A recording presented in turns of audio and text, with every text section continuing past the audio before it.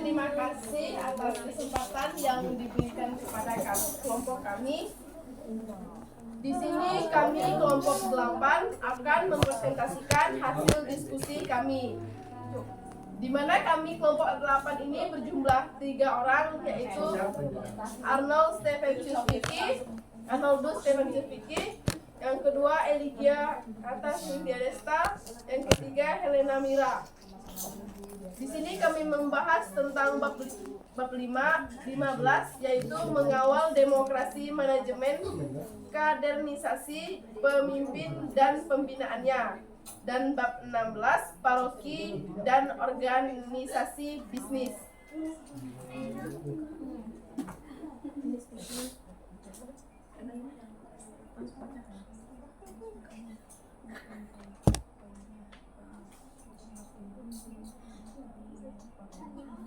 Baik, di sini kami ada bahas 2 bab. Yang bab 15 itu terdapat 4 poin yang akan dibahas. Yang pertama itu mengawal demokrasi. Yang kedua, membuat tempat atau organisasi menarik dan nyaman. Yang ketiga, OMK, CAP, dan The Council. Dan yang keempat, berbagai pendekatan. Yang bab 16 kami membahas 4 subtema. Yang pertama, gain manajemen. Yang kedua, pendekatan VIPS. Dan yang ketiga, paroki sebagai organisasi dan umat beriman Kristiani. Dan yang keempat, implementasinya dalam manajemen paroki. Baik, sekarang kita masuk ke pembahasan, yaitu mengawal demokrasi. Di mana demokrasi sudah mulai terbentuk sejak tahun reformasi, yaitu tahun 1998. Perlu ditumbuh kembangkan dan dikawal agar tidak membunuh demokrasi yang sudah ada. Sejak tahun reformasi 1998 berembus dan Indonesia terbebas dari belenggu pemerintahan Orde Baru yang kuat dan relatif homogeni selama sekitar 30 tahun. Kita sudah memasuki era baru, yakni era demokrasi. Di Indonesia, Gus Dur adalah pemimpin yang demokratis. Presiden keempat Indonesia itu cukup dekat dengan tokoh-tokoh agama Katolik. Demokrasi semakin terasa di Indonesia itu sekitar tahun 2005. Pada saat itu pilkada pertama diselenggarakan, yaitu pemilihan yang dipilih langsung oleh rakyat. Dalam hal ini, orang Katolik dapat berperan aktif dalam mengawal demokrasi, karena demokrasi yang sudah mulai tumbuh dan berkembang itu perlu terus dikawal. Pada masa itu, umat Katolik dipanggil memberikan sumbangsi sesuai talenta dan kesempatan yang ada. Maka pada saat itu orang Katolik ada yang menjadi dewan yang dapat memberikan kontribusi di dalam proses pembuatan undang-undang yang berpihak pada rakyat. Pada masa itu gereja Katolik hadir untuk menjadi kader-kader pengawal demokrasi yang dimulai dari level paroki, terutama seksi kepemudaan dan juga kelompok kategorial orang muda Katolik. Kader-kader demokrasi ini perlu diberi perhatian khusus untuk menjadi kader pemimpin dan pengawal demokrasi. Maka pada reformasi kaderisasi, pemimpin dan pembinaan ini di gereja Katolik mendorong orang muda Katolik untuk terlibat aktif di organisasi di paroki dan di seksi-seksi yang ada dalam bidang organisasi tersebut. Dalam hal ini, gereja diharapkan dapat melakukan kaderisasi terstruktur dan berjenjang. Yang dimaksud di sini yaitu gereja dapat melibatkan para orang muda untuk terlibat aktif dalam organisasi dan dapat melibatkan diri secara langsung dalam sebuah organisasi, seperti yang pertama menjadi anggota dalam organisasi, yang kedua menjadi pemimpin dalam organisasi atau menjadi anggota kepengurusan dalam sebuah organisasi, Yang bagian B, membuat tempat atau organisasi menarik dan nyaman. Dalam hal ini, seorang pemimpin yang dapat menjadi kader-kader pemimpin dalam sebuah organisasi untuk menjadi pemimpin dalam mengawal demokrasi. Di sini yang dimaksud yaitu dalam ruang lingkup organisasi yang ada dalam kerja Katolik, yaitu di dalam paroki. Maka dari itu perlu diperhatikan bahwa ada 3 hal yang harus menjadi perhatian oleh seorang pemimpin ideal, yakni kemampuan dalam potensi seorang pemimpin. Dalam hal ini sangat ditekankan untuk menjadi seorang pemimpin perlu diperhatikan kemampuannya dalam memimpin sebuah organisasi dan mengawal demokrasi. Hal yang perlu diperhatikan supaya dapat menarik dan nyaman bagi setiap anggota dalam masyarakat yang perlu ditanamkan oleh para kader-kader dari gereja Katolik, yaitu ada 3. Yang pertama itu kemampuan dan komunikasi yang baik. Yang kedua, empati dan kepedulian terhadap sesama. Yang ketiga itu pengambilan keputusan yang bijaksana. Yang poin C, OMK, CAP, dan The Cousin. Berapalah.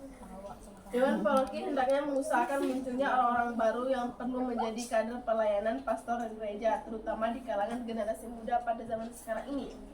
Maka dalam paroki berusaha untuk tetap mengusahakan orang muda Katolik aktif dalam gereja. Maka gereja melakukan kegiatan OMK seperti kursus evangelisasi pribadi dan praktik CAP sering menjadi ajang pembinaan mental rohani, kaderisasi, dan kepemimpinan anggotanya. Yang kedua, muncul kelompok kategorial yang berbasis data. Di dalam kelompok kategorial ini, mereka berkumpul untuk menjadi sebuah komunitas yang perduki dan buka, atau menjadi biasa kita kenal yaitu wanita yang ikut berperan aktif dalam organisasi gereja, yaitu Wanita Katolik Republik Indonesia. Gereja Katolik perlunya mendorong para anggota dalam organisasi ini untuk ikut dalam kader-kader kepemimpinan. Oke, selanjutnya akan dijelaskan oleh teman saya. Baik, di sini saya akan menjelaskan yaitu bagian D, berbagai pendekatan. Pada zaman kepemimpinan, pada zaman reformasi atau demokrasi, pemimpin gereja Katolik merupakan tokoh yang tidak bergaul dengan masyarakat, sehingga para pemimpin Katolik pada zaman itu cenderung kurang bergaul dan kurang bersosialisasi dengan masyarakat, sehingga pada saat itu muncullah para pemimpin gereja Katolik yang baru, sehingga dapat membangun komunikasi dan dapat bersosialisasi dengan masyarakat yang luas. Di sini kami mencantumkan nama-nama tokoh yang berperan aktif dalam membangun sosialisasi dengan masyarakat luas, yaitu Bapak Kasimo, Pak Pranseda, Pak Hari Tansilahi, Sumarlin. Tokoh-tokoh ini merupakan tokoh Katolik yang sangat bergaul dan membangun jaringan sosial masyarakat dengan hebat di antara gereja dan lingkungan yang luas.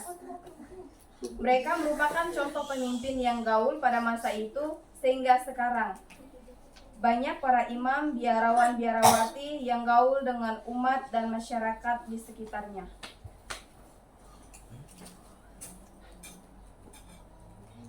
Yang bab ke-16 yaitu paroki dan organisasi bisnis. Seperti yang kita ketahui, paroki merupakan persekutuan atau komunio. Paroki ialah perkumpulan jemaat kaum beriman Kristiani yang dibentuk secara tetap dalam gereja partikular yang tugas pastoralnya di bawah uskup diosesan dan dipercayakan kepada pastor paroki sebagai gembalanya sendiri. Sedangkan organisasi di sini yang dimaksud merupakan kumpulan orang-orang yang mempunyai tujuan yang sama. Tujuan dari setiap jenis organisasi untuk mencapai tujuan yang tidak dapat dicapai oleh seseorang secara individu. Menurut Prof.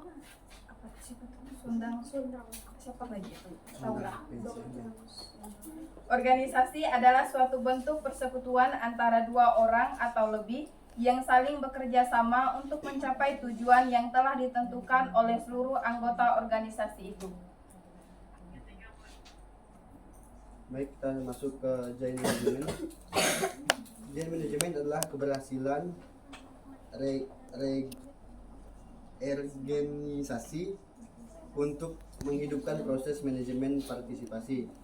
Dalam rangka pelaksanaannya, manajemen dapat diharapkan dapat berpartisipasi dalam mencapai tujuan bersama untuk mencapai keberhasilan bersama dalam sebuah paroki.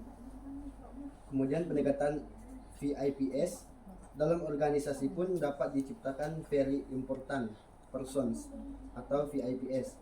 Dalam pendekatan ini berfokus pada kepentingan bersama, yaitu organisasi peduli terhadap kepentingan seluruh pihak, baik pihak internal maupun eksternal, dan fokus pada cara memperlakukan antara anggotanya, karena seorang pemimpin ini diharapkan mampu untuk menciptakan sumber daya manusia yang berkualitas. Kemudian kita masuk ke paroki sebagai organisasi dan umat beriman Kristiani. Paroki adalah bagian dari gereja universal, maka struktur organisasinya unik, namun dalam organisasi ini disusun atau dibentuk sesuai dengan tujuan organisasi itu sendiri. Nah,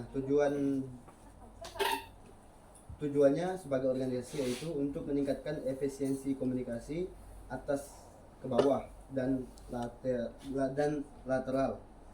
Dalam hal ini komunikasi digunakan untuk meningkatkan semangat kerja dan produktivitas dalam organisasi. Yang mana gereja Katolik ibaratkan sebuah kapal yang sedang berlayar mengarungi samudera mencapai tujuannya, dan pusaran gelombang yang besar dan kecil. Gereja sebagai organisasi sejak tahun 1960-an para bapa dalam konsili Vatikan yang kedua meresponnya dengan menerbitkan berbagai dekret dan dokumen. Kemudian implementasinya dalam manajemen paroki.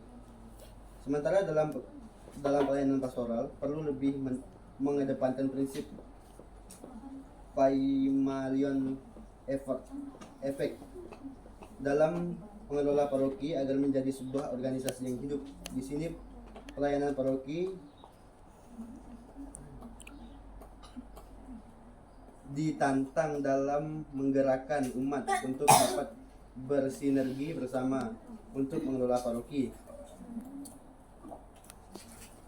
Kemudian karena upah mereka bukan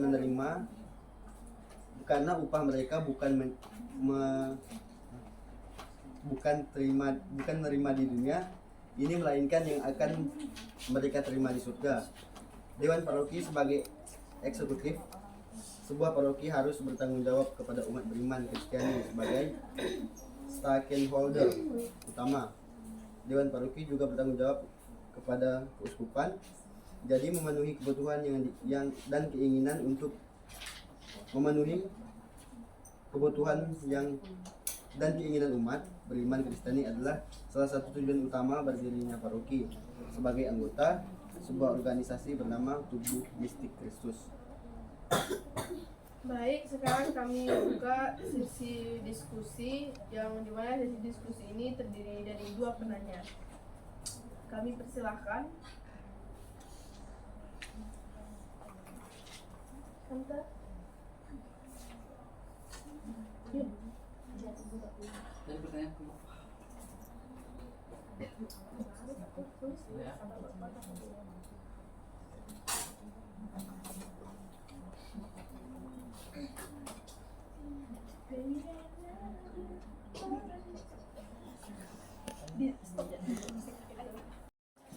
Baik, Yuni, pertanyaan pertanyaannya. Pertanyaan saya, jelaskan apa saja upaya atau kontribusi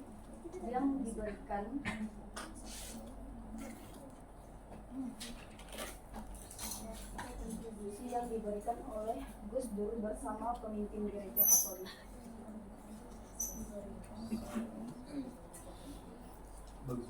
Oleh Gus Dur bersama dengan pemimpin gereja Katolik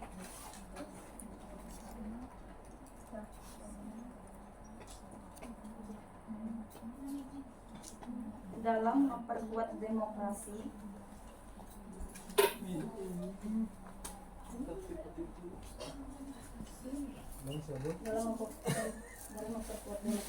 sehingga dapat mengembangkan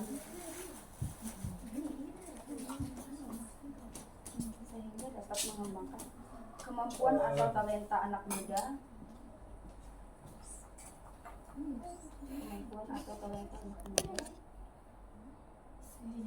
untuk menjadi pengawal demokrasi.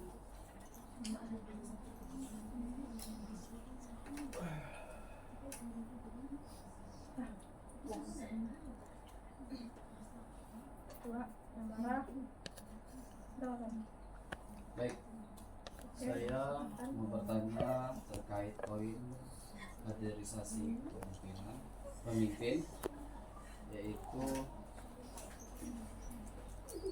bagaimana gereja itu memastikan keterlibatan orang muda Katolik dalam bagaimana gereja memastikan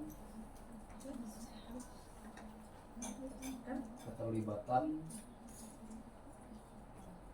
orang muda Katolik dalam organisasi paroki berjalan secara efektif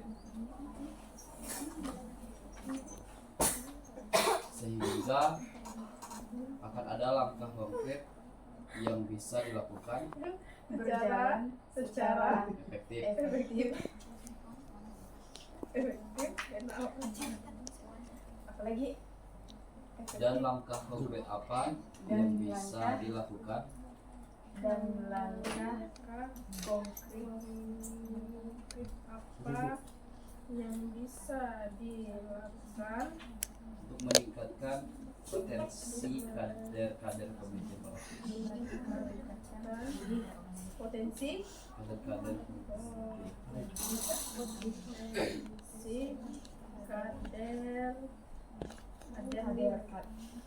potensi kaderisasi. Kata lagi. dan bagaimana gereja mendukung bentar, sabar benar. Dan bagaimana gereja mendukung partisipasi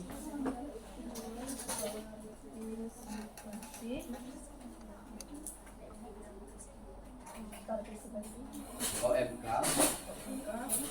dalam proses demokrasi di masyarakat luas.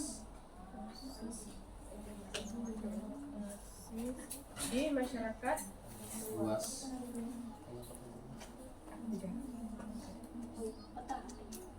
agar dapat menjaga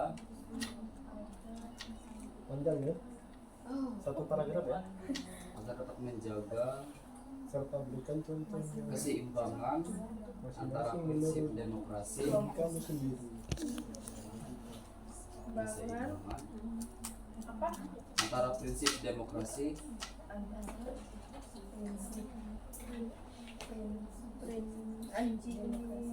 Apa tuh? dan nilai-nilai Kristiani, dari nilai nilai-nilai Kristiani dan nilai-nilai Dan nilai-nilai Kristen. nah dari bukan dari dan Cinta. Dan dan nilai-nilai Kristiani Dan dari enggak nggak tahu. dalam pengambilan keputusan dalam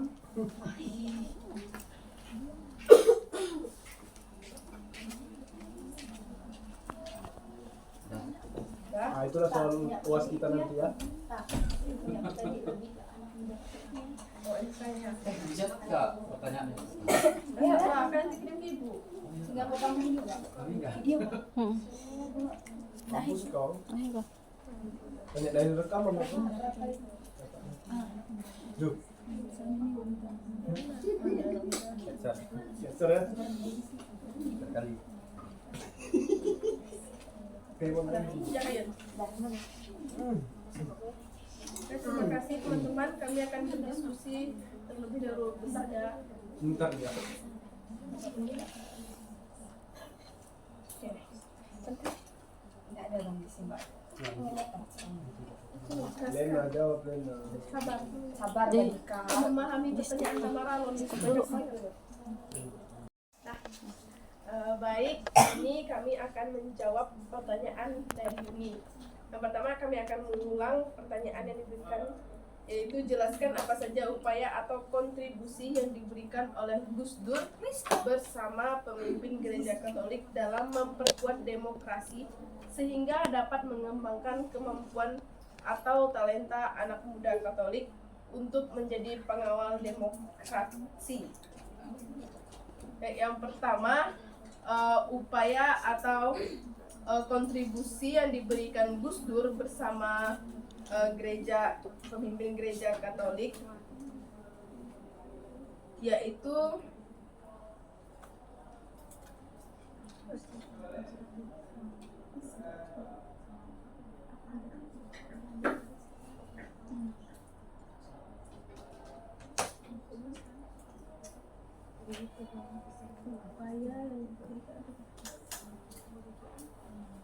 memberikan kesempatan kepada orang Katolik yang memiliki talenta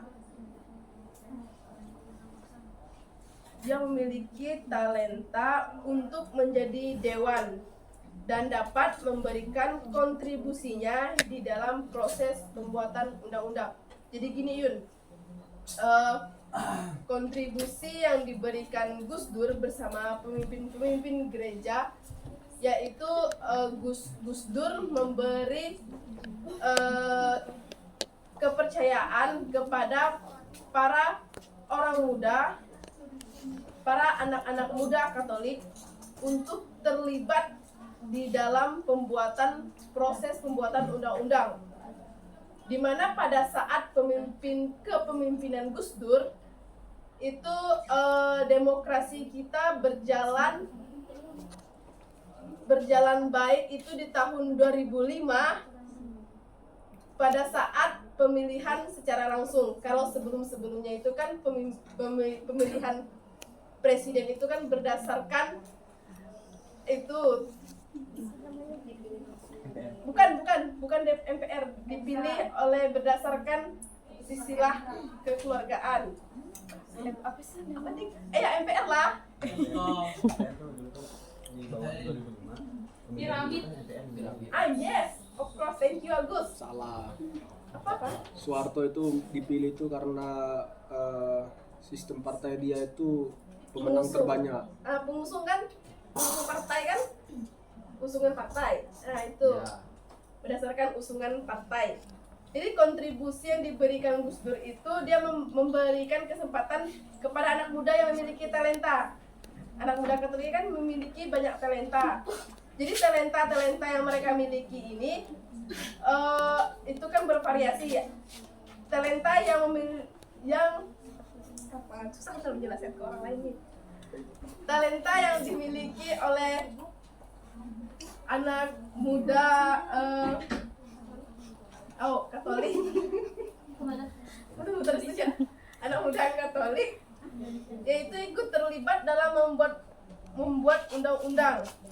Dan pada masa itu gereja Katolik juga hadir untuk menjadi kader-kader pengawal demokrasi yang dimulai dari level paroki. Jadi selain terlibat dalam pembuatan undang-undang, anak-anak muda Katolik juga ikut terlibat menjadi kader-kader pengawal demokrasi, di mana pengawalan itu dimulai dari level paroki.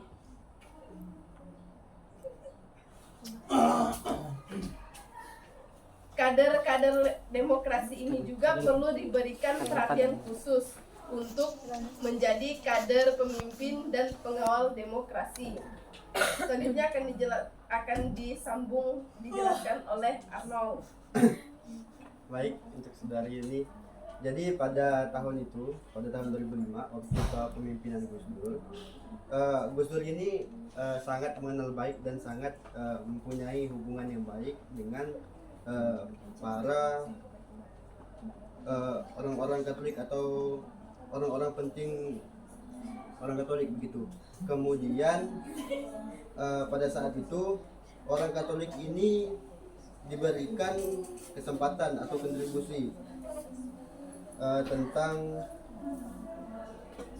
bagaimana mengawal demokrasi dengan baik. Mereka diberikan kesempatan yang mempunyai talenta, kemudian mereka memberikan kontribusi terhadap kepemimpinan dalam pemerintahan dengan melibatkan para pemuda untuk membuat atau merancang sebuah undang-undang.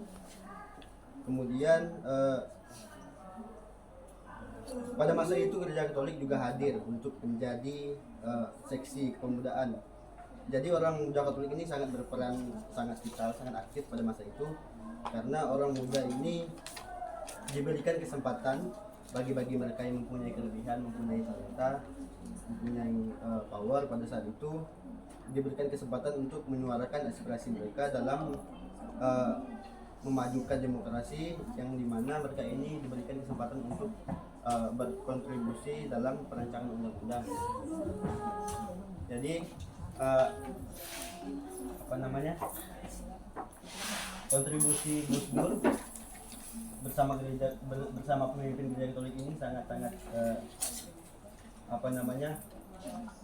berpengaruh sangat-sangat jelas dalam demokrasi, sehingga pada tahun 2005 ini demokrasi kita menjadi lebih teratur gitu daripada tahun-tahun sebelumnya. Karena dari tahun-tahun sebelumnya itu seorang presiden atau seorang pemimpin negara itu dipilih berdasarkan usulan partai ataupun pemenang suara paling banyak. Kemudian pada saat itu kan masih di bawah kepemimpinan dari MPR gitu, sebelum pemilihan secara umum atau pemilihan pemilihan umum melalui rakyat gitu. Jadi kontribusi Gus Dur sama pemimpin orang-orang Katolik ini sangat-sangat berperan penting dalam menumbuhkan, dalam membentuk sistem demokrasi di Indonesia gitu. Mana Yuni, apakah ada tanggapan? Sudah jelas, cukup jelas sih. Tapi yang saya tangkap di sini berarti kontribusi yang diberikan oleh Gus Dur bersama pemimpin gereja Katolik itu tadi ada dua berarti ya, kayak terlibat dalam pembuatan undang-undang, terus diberikan kesempatan untuk mengembangkan talentanya. Tapi tadi yang saya dengar dari teman-teman itu lebih menyebutkan ke kontribusi Gus Durnya sebenarnya kalian itu, karena ini kan emang sih tadi ada kayak menyebut tentang paroki atau apa segala, tapi ini lebih ke kontribusi yang diberikan oleh Gus Durnya sebenarnya yang kalian ini, apalagi tentang undang-undang kan lebih ke pemerintahan ya. Nah, jadi lebih emang tadi ada juga yang mengembangkan talenta itu. Nah, tapi ini kayak lebih ke kontribusi yang diberikan oleh Gus Dur gitu. Kalau misalnya kerja sama mereka berdua ini ada enggak gitu lah yang benar-benar kayak sampai sekarang gitu, tanya kayak demokrasi yang dilakukan mereka berdua nih yang berkembangnya itu sampai sekarang, dampaknya itu sampai sekarang ke kita.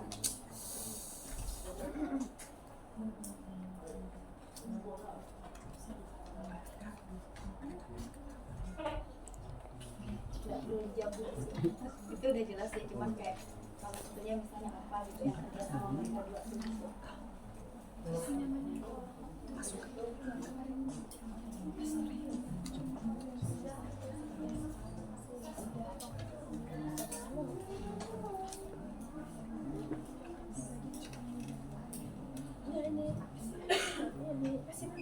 Seksi kepemudaan yang kemarin yang pas tahun 2004 hukumnya. Di buku ya. Tahun 2004. Karena kalau tahun 2005 kita pemilu ulang itu tahun 2025 nanti, bukan 2024 ini. 4 kali pemilu. Enggak, kami itu menjadikan itu bikin kami bingung. Dan kami juga nyari. Saya boleh namanya kadapnya itu. Dah, ayo. Hah? Dah banda terus jawab. Ya, punya tante lagi ya. Ada banyak sekali. Dah. Pertanyaanmu itu dari mana? Damara, kami akan menjawab pertanyaan dari Damara. Yang pertama itu pertanyaannya bagaimana gereja memastikan keterlibatan OMK dalam organisasi paroki berjalan secara aktif, secara efektif. Dan langkah konkret apa yang bisa dilakukan untuk meningkatkan potensi kaderisasi? Dan bagaimana gereja mendukung partisipasi OMK dalam proses demokrasi di masyarakat luas agar dapat menjaga keseimbangan antara prinsip demokrasi dan nilai-nilai Kristiani dalam pengambilan keputusan. Oke tante, kami akan menjawab pertanyaan pertama dulu ya. Bagaimana gereja memastikan keterlibatan OMK dalam organisasi paroki berjalan secara aktif? Pantau dong, Bang. Jadi gini ya, Sama gila dengan step. bagaimana gereja memastikan keterlibatan OMK itu berjalan secara efektif, yaitu dari cara pemantauan secara rutin. Jadi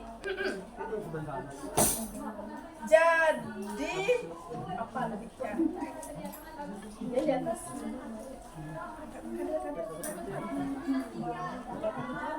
Itu udah bertemu dah dulu.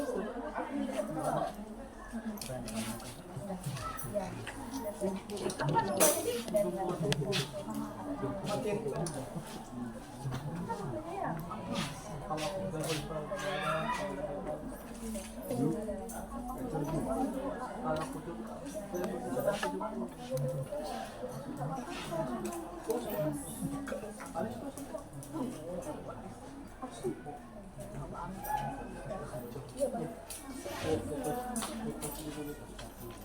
Iya, soalnya pertanyaannya ada juga.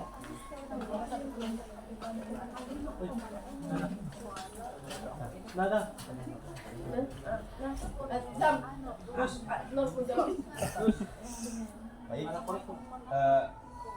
Untuk memudahkan menjawab pertanyaan dari Damara, kita pisahkan satu-satu ya dulu ya. Kita satu ya.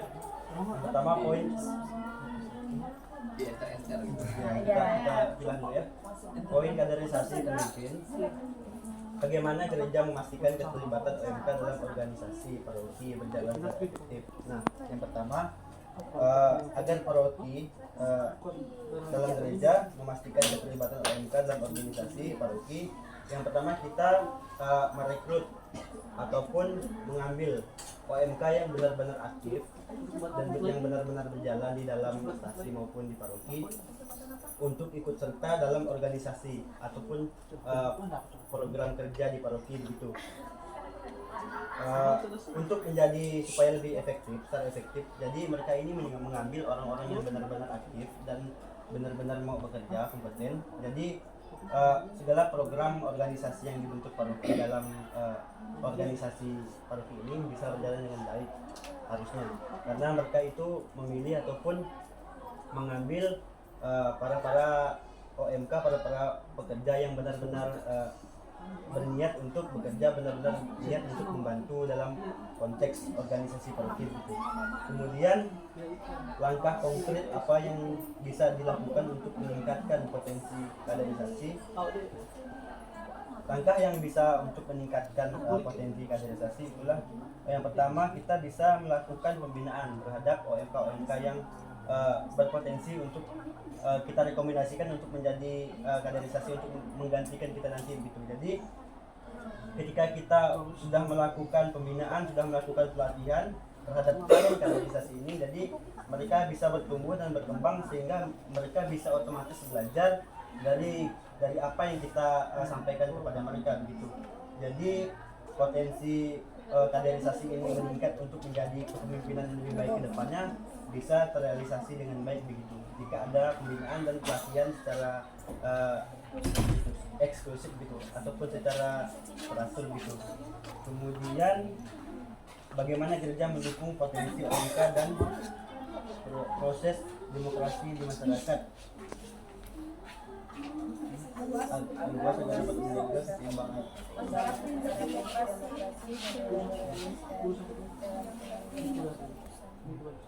Yang pertama, gereja harus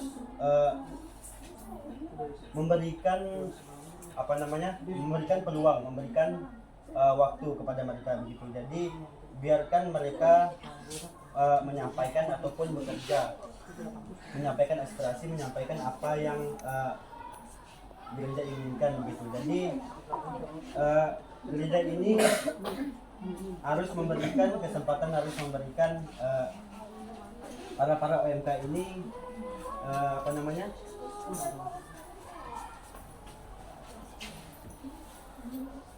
memberikan panggung gitu untuk OMK ini agar mereka bisa berkembang dalam proses demokrasi di masyarakat gitu.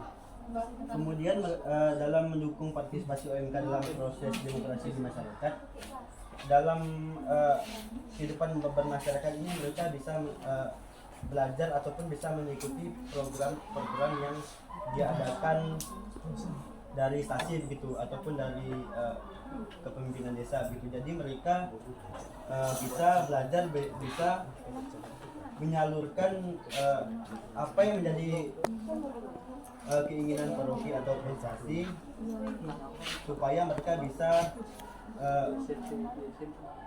menjadi sosok OMK ataupun sosok pemuda yang memiliki keseimbangan prinsip di antara demokrasi maupun kehidupan organisasi di paroki gitu.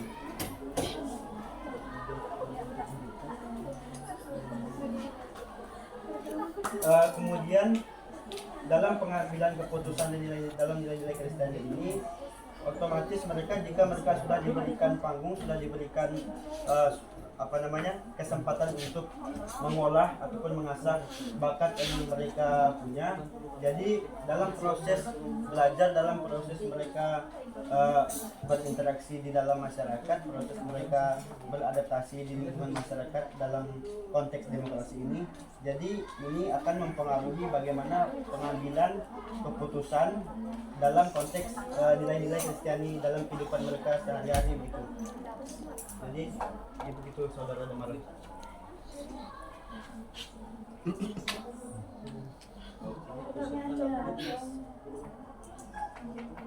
Wes to dam. Wes japiro iki. Kalau yang bagaimana itu tadi kan pengetahuan ya. Ya Allah. Yang aku pahami. Kalau yang bagian rasa konkretnya tadi Sini. peringatan dan bagaimana menjaga keseimbangan dalam nilai dengan cara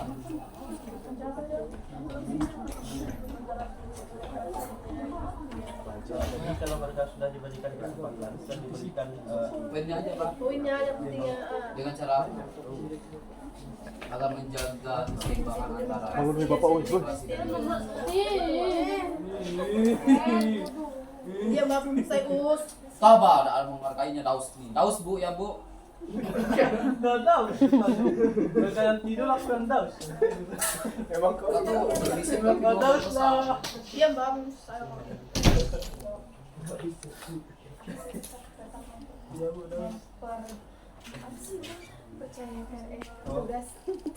mengerjakan tugas-tugas Itu memberikan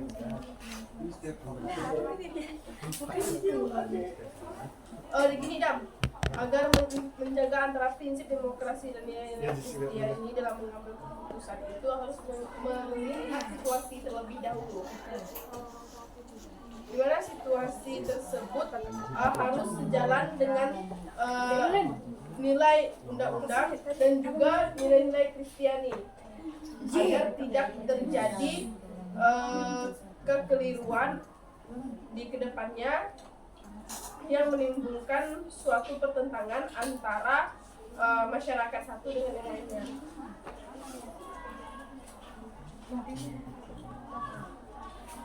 Namanya situasi gitu. Penyesuaian situasi. Lebih ke tanggung jawab.